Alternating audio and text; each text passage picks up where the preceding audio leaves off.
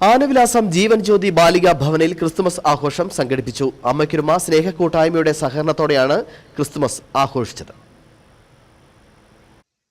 ജീവൻ ജ്യോതി ഭവനിൽ നടന്ന ക്രിസ്തുമസ് ആഘോഷ പരിപാടിയിൽ കൂട്ടായ്മ ചെയർമാൻ സാബു കുറ്റിപ്പാലിക്കൽ അധ്യക്ഷത വഹിച്ചു. രക്ഷാധികാരി ബാബു സുരഭി കേക്ക് മുറിച്ച് ആഘോഷം ഉദ്ഘാടനം ചെയ്തു.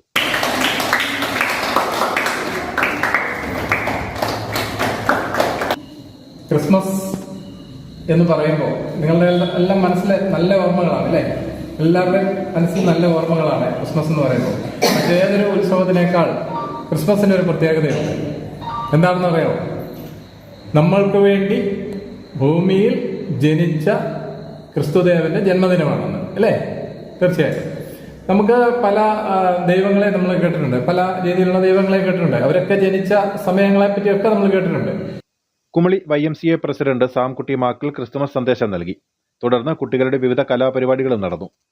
ബാലികാ ഭവനിലെ മുഴുവൻ കുട്ടികൾക്കും ക്രിസ്തുമസ് സമ്മാനങ്ങൾ വിതരണം ചെയ്തു.